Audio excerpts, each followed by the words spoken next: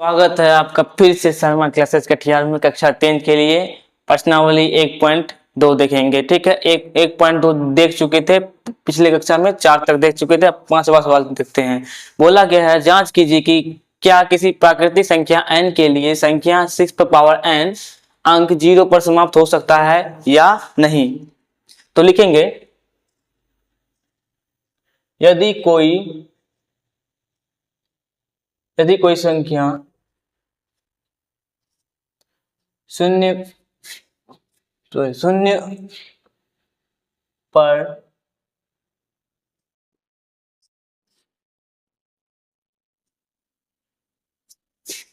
हो सकती है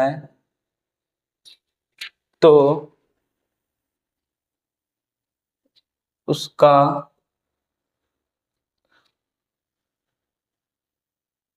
अभाज्य गुणनखंड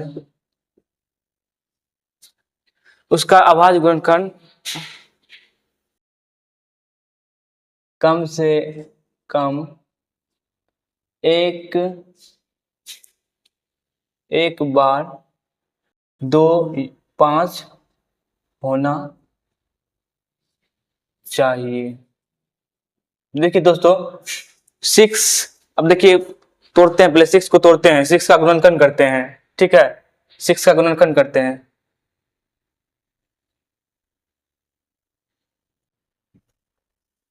ठीक है, देखिए 6 का गुणनखंड क्या आया है, 2 गुना 3 गुना 1। हमने क्या बोला, 6 का गुणनखंड करने में कम से कम एक बार 2 या और 5 आना चाहिए, क्योंकि 2 और 5 से क्या बनता है, 0 बनता है। ठीक है, 2 और 5 से क्या होता है, 0 बनता है। अगर कोई संख्या 0 है, 0 पे पावर कितना भी संख्या रख दे, प्राकृतिक संख्या रख दे, 1 2 3 4 5 6 कितनों रख दे, तो क्या होगा, उसका मान क्या होगा, 0 होगा। इसीलिए हमको क्या चाहिए, कम से कम 2 और 5 चाहिए। 2 और 5 ही मिलकर क्या करेगा, 0 बनाएगा। फिर क्या करेगा, 2 और 5 ही क्या करेगा, मिलकर 0 बनाएगा। इसीलिए देखिए यहाँ पे 2 है, 3 है, 1 है। ठीक है, तो हम इसे लिख सकते हैं चूंकि 6 का अभाज्य गुणनखंड 2 और 3 है, इसलिए 6 पर पावर n 0 पर समाप्त नहीं हो सकता है। देखिए दोस्तों, अगर मान लीजिए अगर 10 है, 10 का हम फैक्टर कर रहे हैं, ये रफ पोर्शन है समझाने के लिए।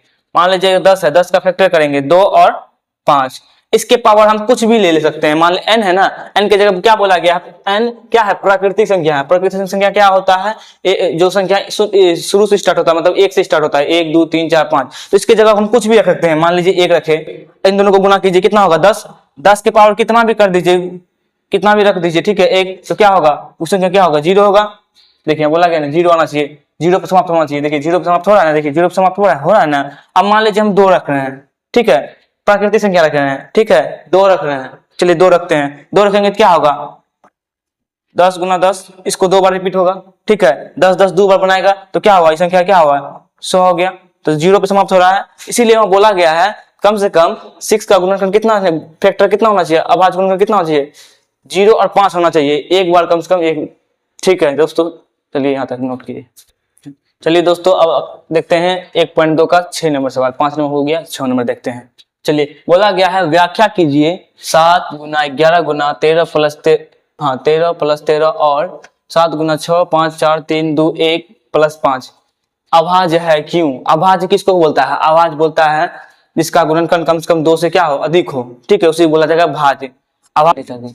हाँ दोस्तों, अब चलते हैं प्रश्नावली 1.2 का 6 नंबर सवाल। ठीक है, बोला गया व्याख्या कीजिए 7 गुना 11 गुना 13 प्लस 13 गुना 11 गुना 13 प्लस 13 और 7 6 5 4 3 2 1 प्लस 5। ठीक है, संख्या भाज्य है क्यों। भाज्य किसको बोलता है, भाज्य उसको बोलता है जिसका क्या गुणनखंड 2 से अधिक हो। उसको बोला जाएगा भाज्य। जिसका गुणनखंड 2 से क्या कम से कम क्या हो, गुणनखंड 2 हो, उसको बोला जाएगा अभाज्य। ठीक है, 2 से अधिक को बोला जाएगा अभाज्य, जिसका गुणनखंड हो, और जब जिसका 2 होगा वो हो जाएगा अभाज्य। ठीक है, चलिए लिखते हैं संख्या क्या है, इसको हल करते हैं। पहले देखिए, ये पहला सवाल है, ये दूसरा सवाल है, इसमें 2 सवाल है। पहला सवाल लिखते हैं, क्या क्या लिखेंगे, 7 गुना 11 गुना 13 प्लस 13, है ना। देखिए दोस्तों, यहां सब देखिए, 13 इसमें भी है, 13 इसमें भी, कॉमन ले लेंगे, कॉमन लेंगे 13 कॉमन आएगा, क्या बचेगा 7 गुना 11 गुना, यहाँ 13 कॉमन ले लेते क्या बचेगा, कुछ नहीं बचेगा, तो 1 बचेगा, 1 ले लेते हैं, प्लस यहाँ 13 कॉमन ले लेते क्या बचेगा, कुछ नहीं, तो 1 लिख दीजिए। चलिए 13 इंटू, अब पहले हल करते हैं। 11 से कितना होता है 77, 77 गुना 1 क्या 77 लिखेंगे, 77, फिर प्लस क्या 1, ठीक है। आप चलिए 13 इसको जोड़ेंगे, पहले अंदर का काम करेंगे, ई हटेगा क्या हो जाएगा, गुना हो जाएगा, ब्रैकेट हटेगा तो 77 में जोड़ेंगे क्या 78। देखिए क्या बोला है, भाज्य, भाज्य में क्या होना चाहिए, कम से कम 2 से अधिक गुणनखंड होना चाहिए। कितना है 2 है ना, अब ये टूटेगा, तोड़ना है इसको, ठीक है, इसका गुणनखंड करेंगे, 13 गुणनखंड टूटेगा, 13 तो किसी में आता नहीं, 13 लिख देंगे। अब देखिए 78, 13 गुना 6 तिरछा क्या होता है 78 होता है ना। देखिए 2 से अधिक फैक्टर हो गया ना, 2 से अधिक गुणनखंड हो गया ना, 13 13 13, 2 से अधिक गुणनखंड उसको क्या बोलते हैं, भाज्य। इसीलिए हम क्या इसको क्या बोल सकते हैं, इसलिए बोलेंगे, इसीलिए 2 से अधिक गुणनखंड होने के कारण यह भाज्य है। देखिए सवाल, ये सवाल पहला था, अब चलते हैं दूसरा सवाल, इसी का दूसरा सवाल चलते हैं, सेकंड पोर्शन, सेकंड सवाल क्या क्या बोला गया, 7 6 5 4 3 2 गुना 1 प्लस 5।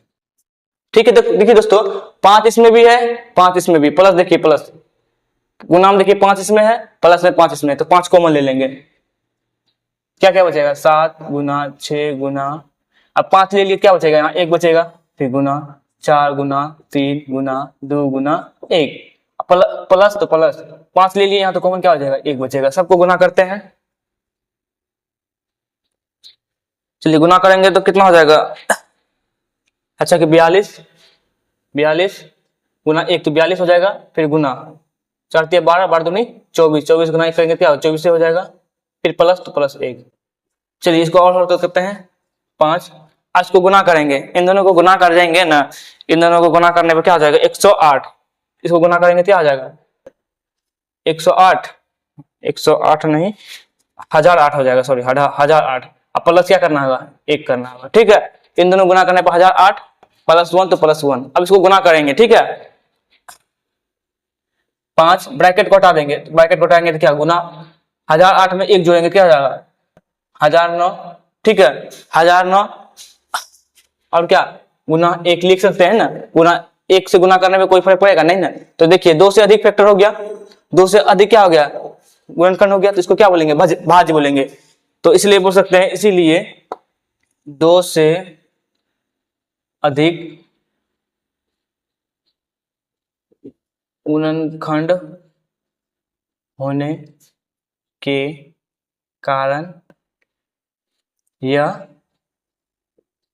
भाज्य है। ठीक है दोस्तों, चलिए स्क्रीनशॉट। हाँ दोस्तों, चलिए अब प्रश्नावली 1.2 का 7 नंबर देखते हैं सवाल। ठीक है, बोला गया है किसी खेल के मैदान के चारों ओर एक वृत्ताकार पथ है। ठीक है, इस मैदान का चक्कर लगाने में सोनिया को 18 मिनट लगता है, 18 मिनट समय लगता है, जबकि मैदान का यही मैदान का एक चक्कर लगाने में रवि को 12 मिनट लगता है। मान लीजिए वो एक ही स्थान से एक ही समय चलना प्रारंभ करता है, एक ही दिशा में। ठीक है, एक ही दिशा में चल रहा है, दोनों साथ साथ भागा। ठीक है, तो कितने समय बाद वह पुनः प्रारंभिक स्थान पे मिलेंगे। मान लीजिए ये क्या है, मैदान है, ये मैदान है, मैदान, ठीक है मैदान है। पहले क्या है, पहले सोनिया मान लेते हैं, सोनिया, यहाँ सोनिया है, लिख देते हैं सोनिया। सोनिया का लगता है कितना, 18 मिनट लगता है। ठीक है, यही है साथ ही में मान लीजिए यहाँ पे है, यही लाइन पे है, साथ ही में है रवि। रवि ठीक है, इसको लग रहा है 18 मिनट, इसको लग रहा है 12 मिनट। ठीक है, ये लड़का है तो इसको कम लगेगा, ये लड़की है तो थोड़ा जानवे करते हैं। ठीक है, दोनों समय लगेगा। ठीक है, चलिए इन दोनों का क्या करेंगे, इन दोनों का एलसीएम ले लेंगे। ठीक है, पता चल जाएगा कि कितना समय बाद क्या हुआ, वो दोनों साथ में मिल गया। चलिए एलसीएम लेते हैं, प्रश्न अनुसार लेते हैं। सॉरी,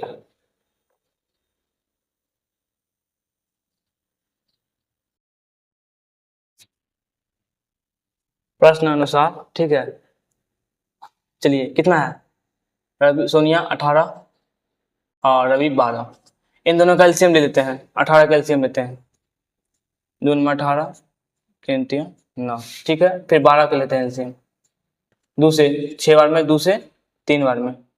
ठीक है, चलिए 18 को पहले क्या क्या है, गुणनखंड क्या क्या है लिखते हैं, 2 गुना 3 गुना 3। अब 12 का क्या क्या है, 2 गुना 2 गुना 3। ठीक है, एलसीएम लेंगे, इन दोनों का क्या लेंगे, एलसीएम लेंगे। ठीक है, चलिए लिखते हैं, लिखते हैं, यहीं लिखते हैं। ठीक है, 18 और 12 का एलसीएम।